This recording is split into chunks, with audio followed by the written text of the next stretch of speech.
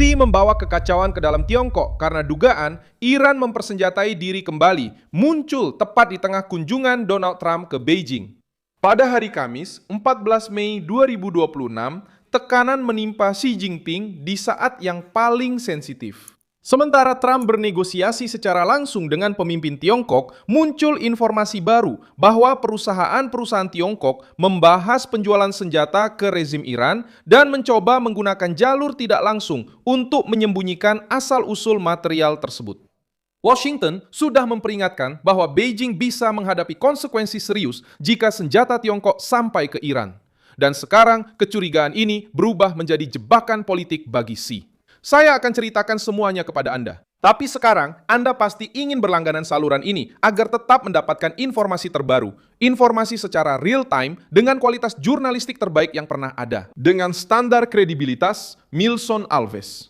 Tuduhan yang menempatkan Tiongkok di pusat krisis ini sangat sederhana. Iran sedang berusaha memulihkan kekuatan militernya setelah mengalami serangan dalam perang, dan Beijing muncul sebagai salah satu jalur bantuan. Ini bukan sekadar perdagangan biasa. Yang dipertaruhkan melibatkan sistem pertahanan udara, komponen untuk drone, suku cadang yang terkait dengan rudal, dan jalur yang digunakan untuk menghindari sanksi.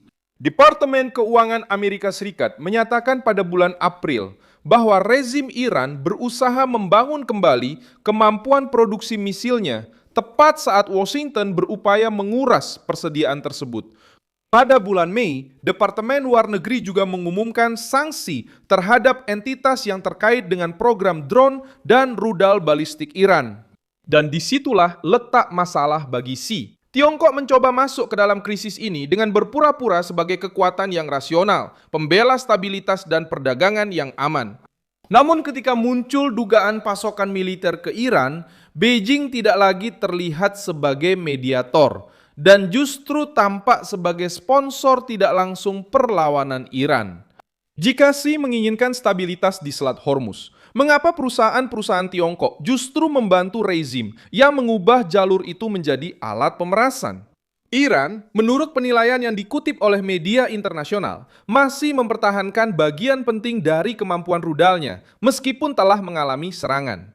Ada laporan bahwa Teheran berhasil mempertahankan sekitar 70% dari persenjataan misil dan peluncur mobilnya, serta masih memiliki akses ke sebagian besar fasilitas bawah tanahnya. Komando Pusat Amerika membantah angka-angka yang lebih tinggi dan mengatakan bahwa beberapa perkiraan tidak akurat, namun tidak menyangkal bahwa Iran masih memiliki kemampuan penting yang tersembunyi di dalam struktur bawah tanah. Inilah yang membuat Washington khawatir. Jika Iran masih memiliki misil dan menerima bantuan eksternal untuk memulihkan kekuatan yang hilang, maka gencatan senjata hanya akan terjadi. Uma pausa para o regime respirar. Ledakan yang terjadi di Shiraz juga masuk dalam suasana penuh kecurigaan ini. Dalam berita yang beredar, kota tersebut dikaitkan dengan struktur militer, fasilitas bawah tanah, dan persediaan penting untuk program Iran. Reuters melaporkan bahwa Iran mulai mengizinkan kapal-kapal tertentu dari Tiongkok melewati wilayah tersebut setelah mencapai kesepakatan dengan Beijing mengenai protokol pengelolaan jalur pelayaran. Hal ini terjadi sementara Trump serta Xi membahas perlunya menjaga Selat Hormuz tetap terbuka untuk transportasi energi. Implikasi politiknya sangat berat bagi Xi. Tiongkok membutuhkan agar minyak tetap mengalir, membutuhkan jalur perdagangannya tidak terhenti, dan harus menghindari agar krisis Iran tidak menjatuhkan ekonominya sendiri. Gedung Putih dan Beijing telah sepakat bahwa tidak ada negara yang boleh memungut biaya di Selat Hormuz, menurut informasi yang diberikan oleh Departemen Luar Negeri kepada Reuters. Kesepakatan ini semakin memperjelas dilema yang dihadapi Tiongkok. Jika Beijing setuju bahwa Hormuz harus tetap bebas, akan sulit untuk membela. Pada saat yang sama, bantuan militer apapun yang memperkuat posisi Iran di jalur yang sama. Ada satu hal lagi yang menjadi beban bagi Xi, struktur perdagangan antara Tiongkok dan Iran itu sendiri. Washington mengumumkan sanksi baru terhadap jaringan yang terkait dengan pengiriman minyak Iran ke Tiongkok yang melibatkan orang-orang dan perusahaan di Hong Kong, Uni Emirat Arab, dan Oman. Keputusan ini diambil setelah adanya tindakan terhadap individu dan perusahaan yang membantu pembelian senjata Iran serta komponen yang digunakan dalam drone dan rudal balistik. Artinya, masalahnya adalah sebuah sistem yang lengkap dengan minyak, uang, suku cadang, perantara, dan jalur yang dirancang untuk menjaga rezim Iran tetap hidup di bawah tekanan. Namun, detail yang mengubah suasana adalah tuduhan bahwa Tiongkok membantu Teheran memulihkan kekuatannya. Trump datang dengan posisi unggul karena bisa berkata, dunia sedang melihat. Jika Tiongkok ingin diperlakukan sebagai kekuatan yang bertanggung jawab, mereka harus berhenti bertindak sebagai tempat berlindung bagi rezim yang menantang jalur global dan menggunakan milisi, drone, serta rudal sebagai alat tekanan. Sejarah menunjukkan bahwa masalah ini bukanlah sesuatu yang baru muncul hari ini. Dalam perang Iran-Irak, Tiongkok sudah pernah memasok rudal anti kapal ke Iran, termasuk Silkworm. Pada tahun 1987, 187 persenjataan ini digunakan dalam serangan terhadap kapal-kapal di Teluk, termasuk kapal-kapal yang terkait dengan Amerika Serikat dan Kuwait.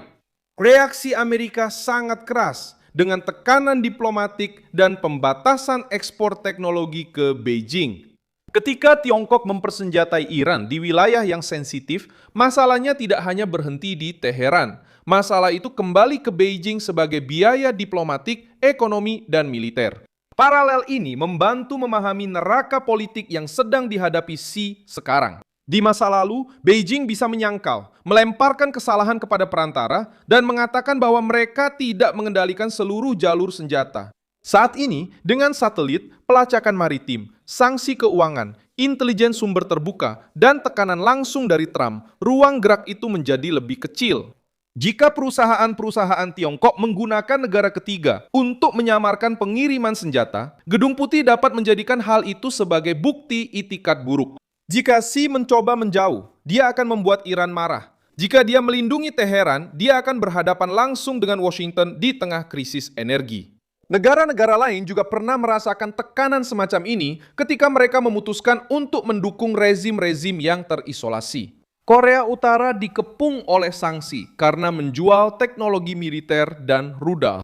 Rusia membayar harga politik dan ekonomi ketika memperdalam kerjasama militer dengan Iran dalam bidang drone dan amunisi. Jaringan Iran sendiri mengalami pukulan berturut-turut ketika jalur minyak, suku cadang, dan pendanaannya terungkap oleh Washington. Perbedaannya sekarang adalah Tiongkok jauh lebih besar daripada para pelaku tersebut. Jauh lebih bergantung pada perdagangan global dan tidak bisa bersembunyi di balik citra negara kecil yang terpojok. Beijing ingin memimpin dunia, tetapi kepemimpinan menuntut tanggung jawab. Itulah sebabnya kecurigaan pengiriman senjata ke Iran sangat membebani. Rezim Iran bukan sekedar melakukan pembelian biasa. Mereka berusaha bertahan dari tekanan militer, memulihkan kemampuan serangan, dan mempertahankan daya tekan atas Selat Hormuz. Tiongkok, jika dianggap sebagai pemasok nafas baru itu, akan masuk dalam sorotan sebagai pihak yang aktif dalam krisis ini. Dan Trump menggunakan hal itu untuk menjadikan pertemuan itu sebagai tekanan terhadap Xi. Jika Beijing menginginkan minyak, pasar, dan stabilitas, mereka harus memilih antara perdagangan global atau petualangan Iran.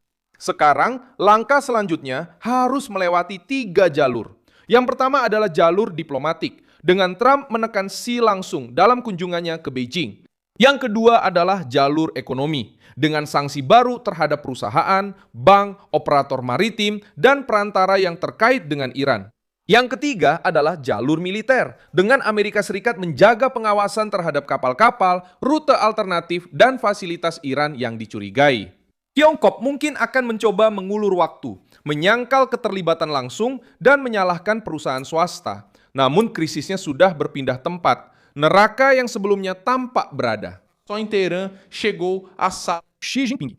Saya Milson Alves, seorang internasionalis, dan tujuan saya adalah membuat Anda tetap terinformasi dengan kebenaran setiap hari. Tautan berita ada di deskripsi video. Beri suka pada video ini, berlanggananlah ke kanal, dan di akhir, lihatlah komentar agar Anda bisa lebih terlibat dengan komunitas Milson Alves.